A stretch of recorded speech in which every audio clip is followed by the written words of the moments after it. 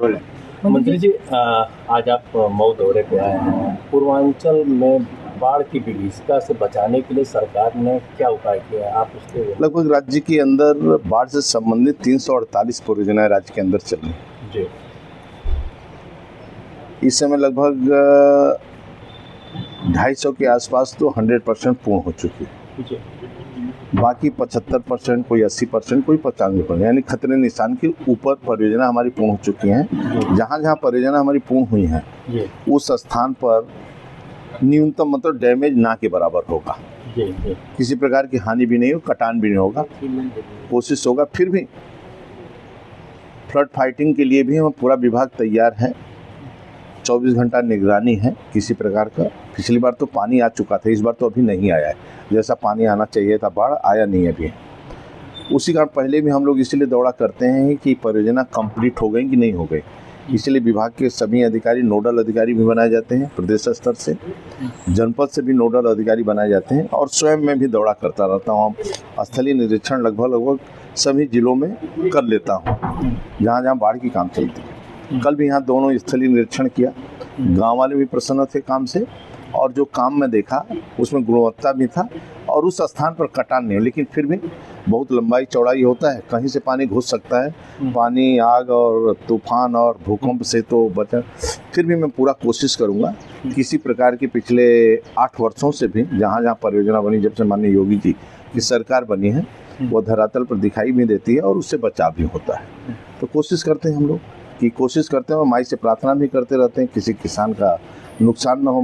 Flood fighting को लेकर जो सरकार की रणनीति है, कितनी चौकियां बनाई जा रही हैं, क्या है इसका पूरा ये? राज्य में लगभग हमारी सभी 75 जिलों में जो और बाढ़ संबंधित जितने भी अति संवेदनशील और संवेदनशील जिले रहते हैं, जैसे मान लीजिए आपका गोरखपुर मंडल, महाराजगंज, कुशीनगर, देवरिया, उधर बस्ती है, सिद्धार्थनगर है, और ये अपना खलीलाबाद है। उधर देवी पाटन मंडल में अपना बहराइच, गोंडा, बलरामपुर, श्रावस्ती है। बरेली मंडल में बदायूं, शाहजहांपुर, बरेली, पीलीभीत, ये सभी जिले लगभग बाराबंकी, अम्बेडकर नगर, और ये अयोध्या इस साइड में देवी मऊ है, गाजीपुर है, बलिया है, आजमगढ़ है, ये सब जिला। और गंगा में ले लिया जाए, गाजीपुर ही मेन रहता है, और भराव के रूप में काशी में प्रयागराज, जो उफानमती नदी तो उसके ऊपर थोड़ा आ जाता है। लेकिन कटान में सरयू और राप्ती, तो हमारे सामने जब खतरा कब होता है, जब गंगा का बाढ़ और सरयू का बाढ़, राप्ती का बाढ़, सभी दोनों एक साथ, मतलब 25 अगस्त को या 20 अगस्त को, 18 अगस्त, कोई डेट, एक डेट में यदि जब बलिया में टकराते हैं तब संकट खड़ा हो जाता है, बैक पानी में आता है। यदि गंगा जी का पानी आया, बाढ़ निकल गया, फिर सरयू राप्ती का आया तो बाढ़ निकल गया, तो फिर हम लोग शांति रहती, ज़्यादा नुकसान नहीं होता है, न्यूनतम होता है, ना के बराबर होता है। इसलिए हम लोगों का नज़र रहता है। और सब नदियां हमारी बाहर से हैं, मतलब मध्य प्रदेश, राजस्थान, उत्तराखंड, नेपाल, हिमाचल प्रदेश। यहाँ जब बम्पर बारिश, यहाँ के बारिश से नुकसान नहीं होगा। यहाँ से बारिश से थोड़ा जल भरा हो जाता है, बारिश से नुकसान यहाँ के बारिश से, क्योंकि इस समय रोपाई भी चल रहा है। हमारे लिए चुनौती है कि वहाँ भी पानी पहुँचाना है जल तक। और मेन मऊ, आजमगढ़ के लिए मुझे लखीमपुर से पानी लाना पड़ता है, 500-600 किलोमीटर चल कर यहाँ पानी आता है। फिर मैं कोशिश करता हूँ कि टेल तक पानी हम पहुँचाएँ किसानों के। तो ये हमारे सामने चुनौती रहती है। मैं पूरा विश्वास आपको दिलाता हूँ कि एक बार नज़र हम लोगों का है नीचे, जैसे अभी 8 वर्षों से हम लोग काम कर रहे हैं, इस बार भी माई की कृपा रहेगी तो किसी प्रकार के किसान को नुकसान नहीं होगा। नदियों की जोड़ने की जो बात कही जाती थी, उसमें कई नदियाँ अब केन बेतवा हम लोग झांसी में जोड़ रहे हैं, जिसके कारण झांसी की तो 100% समस्या समाधान हो जाएगी। यहाँ भी हम लोग चिंतित है, सोचते हैं कि कैसे पानी को यहाँ हम लोग, बरसात के पानी को और नदियों के पानी को हम बचा सकें। क्योंकि भूजल स्तर का दोहन जो बड़े पैमाने पर हो रहा है, जो प्राइवेट हमारे ट्यूबवेल और लघु सिंचाई के जो ट्यूबवेल हैं, तो प्राइवेट के कारण दोहन हो रहा है। अब जल जीवन मिशन भी आ गया, तो जल जीवन मिशन के कारण भी जो दोहन हो रहा है, तो उसी में कल मैं बैठक रात में जो लिया था, मैं उनको हिदायत, मतलब निर्देशित एकदम किया गया है कि जितने भी हमारे तालाब हैं और नदियों से हम लिफ्ट कैनाल लगाकर कहाँ से पानी में उठा ले सकता हूँ। भूजल का दोहन के बजाय उठा, भले 1 किलोमीटर का नहर लाइन बनाना पड़े हमें या पाइपलाइन बिछाना पड़े, उसके लिए बिछाऊंगा। लेकिन एक बार तुम लोग यहाँ पर योजना बनाओ कि सरयू या और कोई नदियाँ यहाँ पर जो 24 घंटा पानी आता है उसमें थोड़ा बहुत, और लिफ्ट कैनाल से 1 क्यूसेक 2 क्यूसेक 4 क्यूसेक 5 क्यूसेक जो भी पानी हम उठा सकते हैं 1-2 किलोमीटर 10 हेक्टेयर 20 हेक्टेयर 50 हेक्टेयर जो भी हम सिंचन कर सकते हैं, तो कम से एक ट्यूबवेल के बराबर तो हम कर सकते हैं। तो कम से कम हमारा भूजल स्तर दोहन नहीं होगा, इसके लिए कल निर्देशित किया हूँ। और आज भी सुबह मैं HOD को बोला हूँ कि इस पर थोड़ा नज़र रखें, क्योंकि पानी नहीं, जैसे यमुना में पानी नहीं है, दिल्ली का गंदा पानी है अधिकांश, तो सिंचाई के लिए भी शुद्ध पानी दे सकें, पीने के लिए भी शुद्ध पानी दे सकें। बलिया हुआ, बलिया, उन्नाव, फिरोजाबाद, आगरा और मथुरा गंगा जी का पानी उठाकर देना पड़ रहा है। भूजल स्तर यहाँ पर ठीक नहीं है पानी का, इसलिए सभी प्रकार की चिंता आदरणीय मोदी जी, आदरणीय योगी जी की डबल इंजन की सरकार गांव गरीब किसान के खुशहाली के लिए कैसे वो खुश रहें, इसीलिए योजना बनती है। जमीन पर धरातल उतारने का हम लोग प्रयास करते हैं। एक राजनीतिक सवाल बजट बाढ़ के लिए आया है। एक राजनीतिक सवाल वर्तमान समय में सरकार आप बाढ़ से बचा रहे हैं, लेकिन वहीं धर्मांतरण की बाढ़ आई हुई है। छांगुर बाबा जो है काफ़ी सरकार को परेशान किए हुए हैं, इससे सरकार कैसे निपटेगी? क्या है, कैसे अभी तक पता नहीं चल पाया।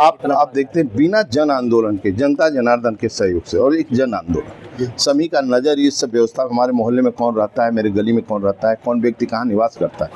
लेकिन आप देखेंगे आदरणीय योगी जी पिछले 8 वर्षों जब से सरकार बनी है, आप देखें गुंडागर्दी हो, धर्मांतरण हो, और किसी प्रकार के, भले सपा के लोग आरोप लगाते रहे, सपा के लोग पेट में उनके न पचे, चाहे कावड़ यात्रा की बात, इसकी बात, राजनीतिक पॉलिटिकल उठाते रहते हैं, आप देखते रहते हैं। लेकिन आज कितने उनके समय में किसी धर्मों में 24 घंटा लाइट आती, किसी में नहीं।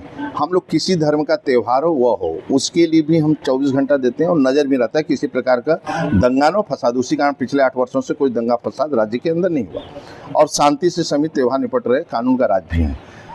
इस पर भी पॉलिटिकल हस्तक्षेप नहीं होता है, बिल्कुल नहीं होता है, क्यों नहीं करता है। जो भी छंगुर का कोई भी हो, जो भी दोषी हो, जो नियम कानून के विपरीत चलता है, जो नहीं करना है उसको करता है, तो कानून अपना काम करता है, कानून नहीं छोड़ेगा। मतलब किसी का सिफारिश शोर से नहीं चलेगा, कानून नहीं छोड़ेगा, उसको उस लपेट में आना पड़ेगा, सजा उसको मिलेगी जो दोषी होगा। अब नियुक्तियों में देख लेंगे आदरणीय योगी जी के, न कोई जातिवाद न क्षेत्रवाद, सभी नियुक्तियाँ किसी जाति का किसी धर्म का, तो मैं कोई भेदभाव नहीं करते हैं, वोट की राजनीति नहीं करते हैं, वोट के आधार पर राजनीति काम नहीं।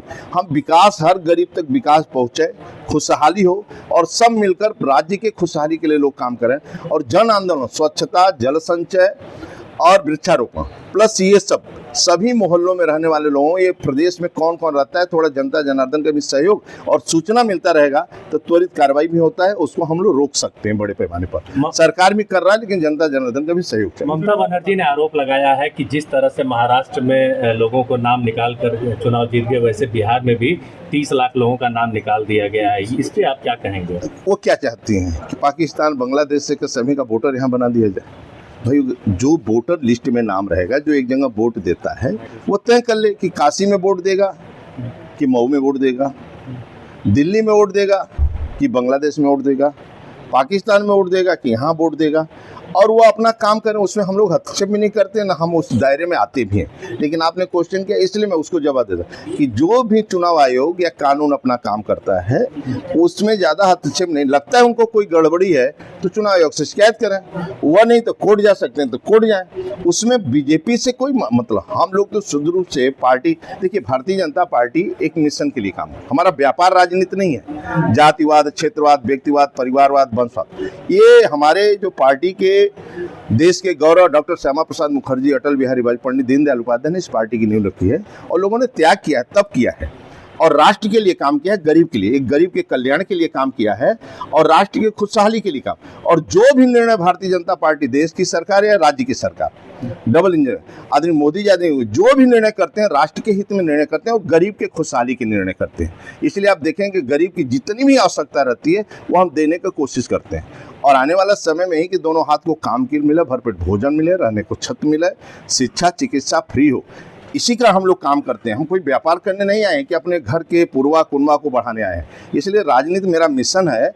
सपा ये कांग्रेस होंगे केवल राजनीति व्यापार के लिए, वंशवाद के लिए करते हैं, परिवारवाद के। बहुत बहुत धन्यवाद। मंत्री जी, जैसे पता चलता है कि कोई मंत्री, कोई बड़ा नेता आया है तो उनका कोई आवाज नहीं उठा पाता है। हमारे पास एक सवाल है, यूपी से वैकेंसी गायब है, बच्चों का सवाल है कि यूपी से वैकेंसी गायब। अब बताइए, 8 लाख की 29 सरकारी नौकरियाँ, उद्योग आ रहे हैं, लगभग धरातल पर उतर रहा है। करोड़ों लोगों को रोजगार, करोड़ों लोगों को नौकरियां उसमें।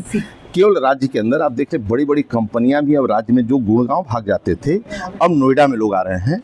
ये भी इसी तरह बना। देखिए क्या है कि उदाहरण में हम गए सिंगापुर, काशी, हम व्यापारियों से पूछे काशी कैसा लगता है, बोले भाई साहब बहुत बदल गया। हम कि क्यों? तो बोला एक ई रिक्शा चालक को मैं 1000 500 को 2 नोट दे दिया तो कहा नहीं 500 ही किराया बनता है, 500 वापस कर दिया। एक रिक्शा चालक ने देश का सम्मान बढ़ाया। बाहर से आने वाले लोगों को किसी प्रकार का नुकसान नहीं होगा तो वो सब लोग आएंगे। और आपका राज्य इस समय 24 घंटा चलने वाला राज्य बन चुका है। अब कोई हरिद्वार के बॉर्डर पर नहीं गाड़ी रोकता है, न दिल्ली में गाड़ी रहनी, उसको अब नहीं मऊ, अब उसको आलस नहीं आने का कि ट्रेन से चले कैसे, आजमगढ़ उसको आलस नहीं आएगा। आप तुरंत उसको 12 बजे रात में कुछ हुआ कि माता जी अस्वस्थ हैं यार मऊ में, तो वो तुरंत गाड़ी दाबेगा 2 मिनट के अंदर, 2 मिनट का मतलब 2 घंटा 3 घंटा पहुंच जाएगा। इसलिए जो रोडों का जाल है, सड़कों का जाल है, एयरपोर्ट कनेक्टिविटी है, ट्रेनों का जाल है, ये केवल आप ही दे सकते, कोई नहीं दे सकता। और भारतीय जनता पार्टी की सरकार आदि मोदी जी, योगी जी दे सकते। मधुबन दोहरी घाट गए थे, क्या मिला सर? मैं गया मधुबन में हमारी 2 परियोजनाएं हैं। हाँ। लगभग 20 से लेकर 27% बिलो टेंडर भी है, लेकिन मैं देखा क्वालिटी भी।